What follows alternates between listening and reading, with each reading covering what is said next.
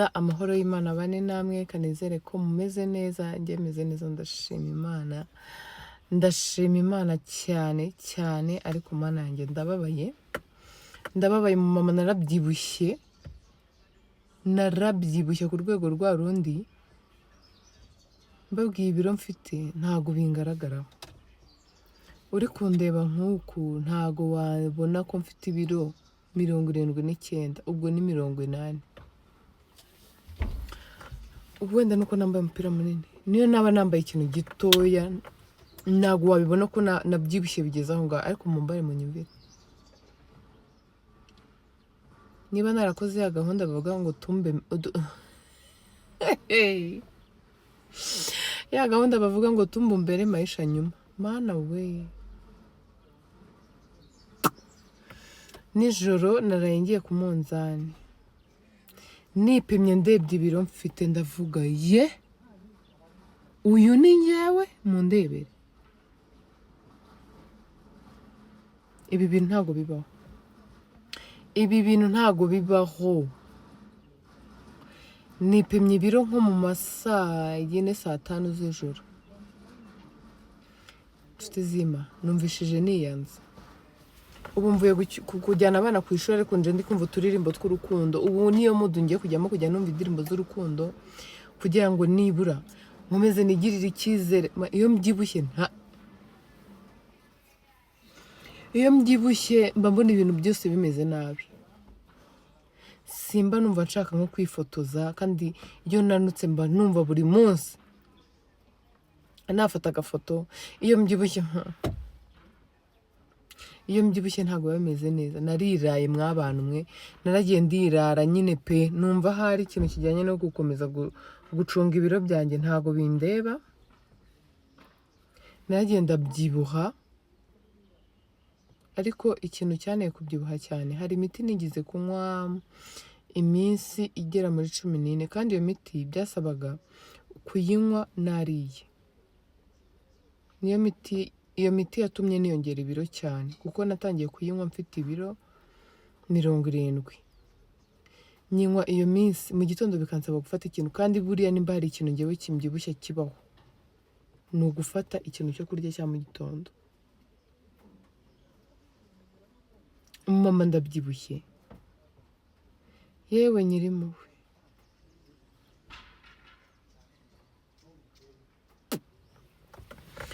ubu ndi kwibaza ibiro 80 umuntu wabinumye yo ibiro 79 ni byinshi kuri ngewe nyine mpita mbifata nka 80 kuko mana yanjye rero hari product nabonye igabanya ibiro ariko buriya ngewe ntago nababwira ngo iyi product ngo mugende ngo muyigure ntarayikoresha ntago byakunda ubu ngubu rero uyu munsi ni umunsi wanjye wo kuza kurya ibintu nkunda ishobora kuba ari n'umunsi wanjye wo kwiyongera ikiro ngewe iyo ngiye gufata wenda urugero yaba product runaka ingabanyiriza ibiro cyangwa se regime iyo mfite nyine ikintu ngiye gukora kugira ngo ngabanye ibiro umunsi ubanziriza iyo gahunda mba ngomba kurya ibintu nkunda nzi neza ko ntajya kubifatanya n'igihe cyo kugabanya ibiro rero uyu munsi ni umunsi wanjye wo kurya ibintu numva nkunze ibintu numva nshaka ibintu bishobora nyine kumfasha kumva ntuje nezerewe uyu munsi rero muze mubane nanjye muri iyi vlog nubwo itangije amagambo menshi y'agahinda yo kwiyongera ibiro uyu munsi ni uwo kurya utuntu nkunda nkadusezera hanyuma uyu munsi hari product ndi bugure nshyashya igabanya ibiro hanyuma nyuma y'iminsi 15 iyo product niba yamfashije ibiro byanjye byagabanyutse ni ukuri nzayibasangiza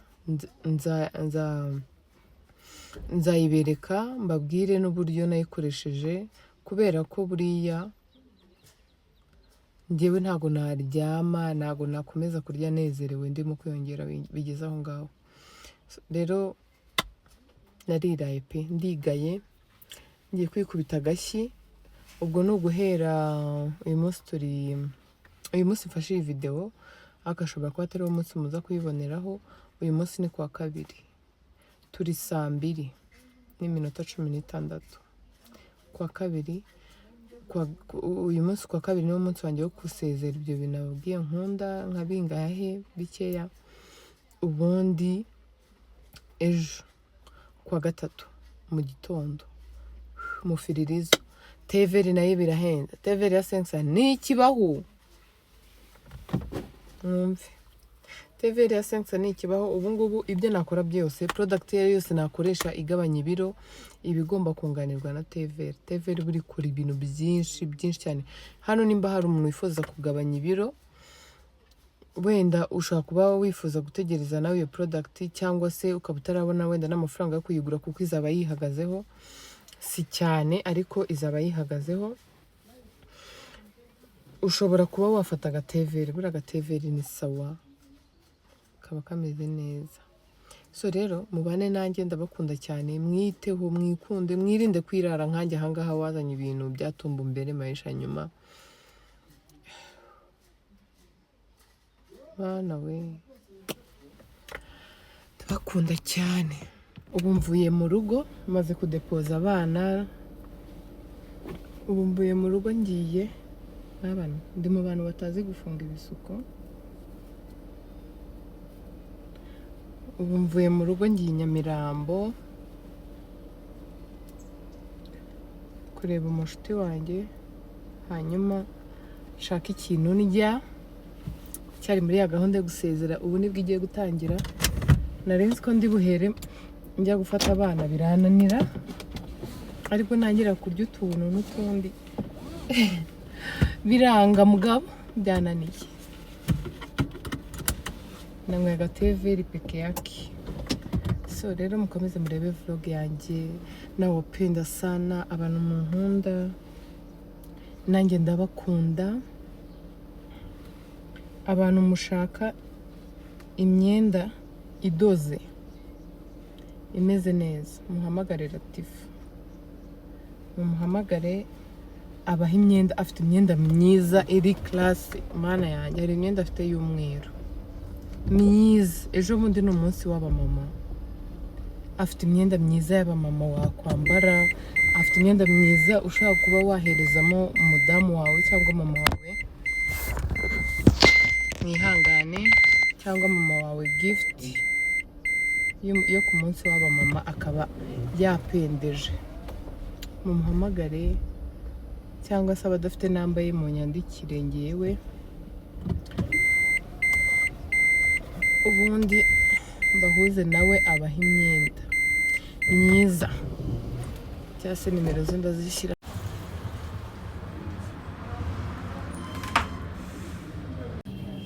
Uvuga ko ngiye gutangira regime kuko nabyibushye. Uyu mugore mana yanjye yakoze ibintu bimeze nabi.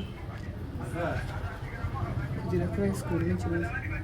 Ndashideta mukubitira sori hagati.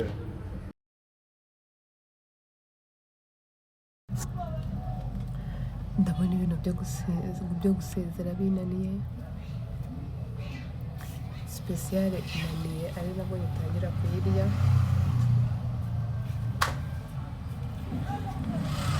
Kurya ibintu byinshi umunsi umwe cyangwa mu gihe kimwe ni ikibazo.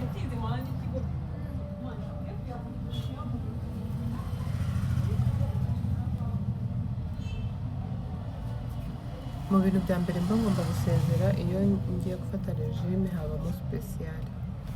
Ndayikunda bya hatari. Ubu mukanya kurenzaho koka, nza gushaka kandi kantu kamwe mfata nimugoroba karamuye. Ubundi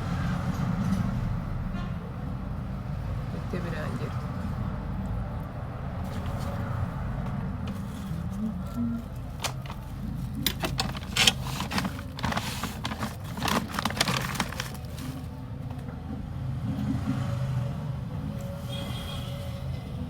Abantu mutegereze mwihanganye iminsi 15 iriya product nshyashya nababwiye ngiye kugerageza.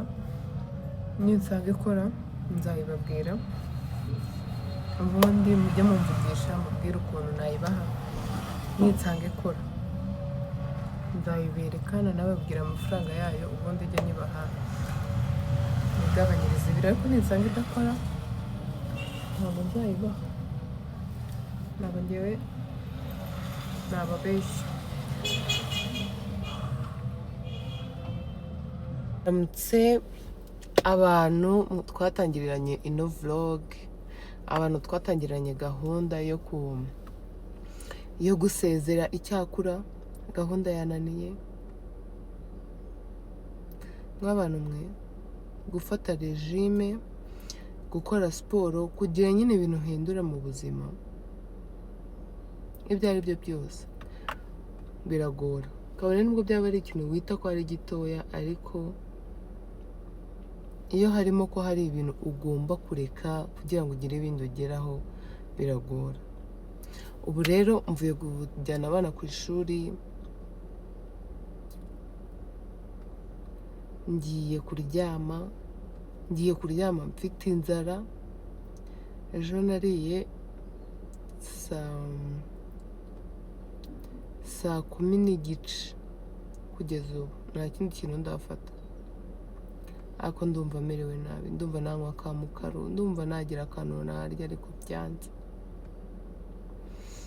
Ubu ndamutse nibeshye nkagira ikintu mfata nkakirya, byaba birangiye.